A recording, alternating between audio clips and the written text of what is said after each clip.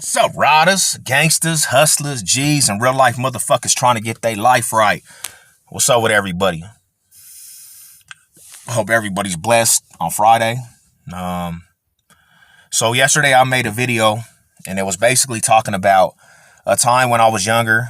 One of the first times death ran through my brain when I thought I was gonna die at an early age, and in that video I started mentioning the different sectors of the East Side, how the East Side was split up. And I mentioned a gang called Trey O's, East Side 30s. One of the OG Crip sets from out here in Denver. And somebody in the comment section had asked, Joe Rodriguez, salute for interacting, respecting your question all the way.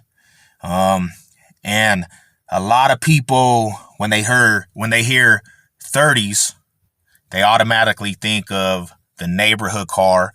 They automatically think of, Cali 30s, Harlem 30s, Vista 30s, West Coast 30s. They automatically think that that's what motherfuckers are talking about when you say East Side Trey O. East Side 30s from Denver.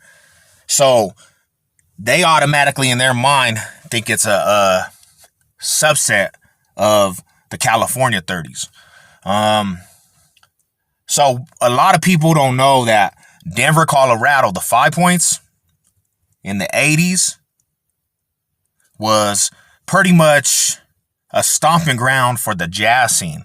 5 Points Denver was like the middle of the East Coast to the West Coast, like where the African Americans would come and literally come listen to jazz, Motown, and that kind of shit, man. And they had jazz bars, and it was a lot of African Americans. And then in that neighborhood, the neighborhood turned predominantly African American. Plus there was money out here. In that time frame too, before Crips and Bloods really started in Denver, Denver had original gangs out here. Denver had original Denver gangs, like breeded from Denver. There was always gangs, but before like Bloods and Crips, was out here, you had gangs like BOYZs, you had Brick Cities, you had Northside Hitmen, you had the Villains, you had Curtis Park Boys, the Northside Warlord, Southside Steel, Southside Homies, Westwood Hoods, LaPan Boys. You had original gangs, bro. That was always out here. So about 85, 89, one name that rings bells out here in Denver, especially when it brought, like the nationwide of gangbanging, the bigger gangs, Crips and Bloods. One name that you always gonna hear on the Crip side is Big Psych, Michael Ashbury. He came out here like 85, 89. Michael Ashbury was literally a California motherfucker. Like, he was tied in with California. Big rooted, he came out here for money, whatever. He came out here for different reasonings.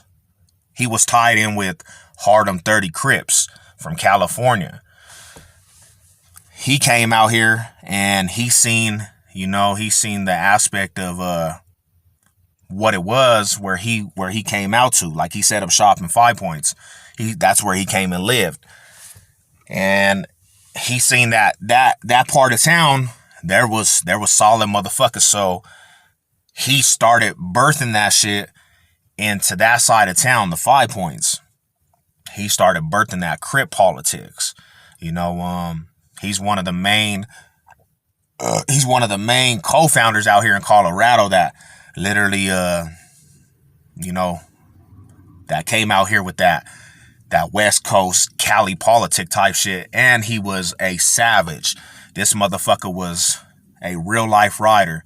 He came out here and, you read stories and stories. This fool had the gang unit out here on spook mode because he just brought a different kind of violent way of politicking. Plus, he was in, East Denver, and this motherfucker was a hood hero. Like, fools gravitated to this fool, So he started, birthing that into the East Side Denver scene, the East Side of Denver 5 Points.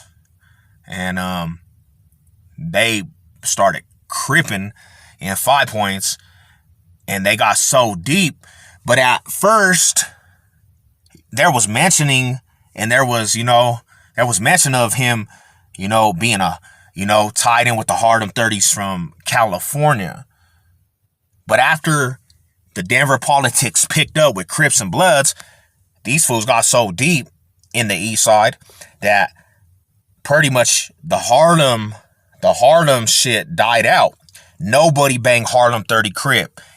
They were just East Side Trey-O, East Side 30s. And they took on their own identity, and literally they became a powerhouse. Super powerhouse, you know what I'm saying? So that's what they did. And then they spread like a motherfucker wildfire, and they literally took on their own identity. They're not the same organization. You ask anybody from Denver, they're not Harlem 30s. They're not Vista 30s. They're not West Coast 30s. And that's what it is, man. So, yeah, I mean, they all banged the 30, but they're not, they will never say they're Harlem 30s. They got their own identity. They're more 30th and Gilpin, Denver streets. You know what I'm saying? And they don't really push the neighborhood car, or, they don't fuck with, hoods and all that shit. You know what I'm saying? There was a lot of different, California gangs that set up shop with their own gangs. And, being from the East Side, you were against everybody. It was everybody versus the East Side. So even when the Cali fools hit. So there was a bad taste. Like, they got into it with A-Trays, and they got into it with the 60s. But one thing about East Side Denver, they always were strong enough to hold their ground against all that shit. And they got through a lot of them wars and shit. But that's what it is, man.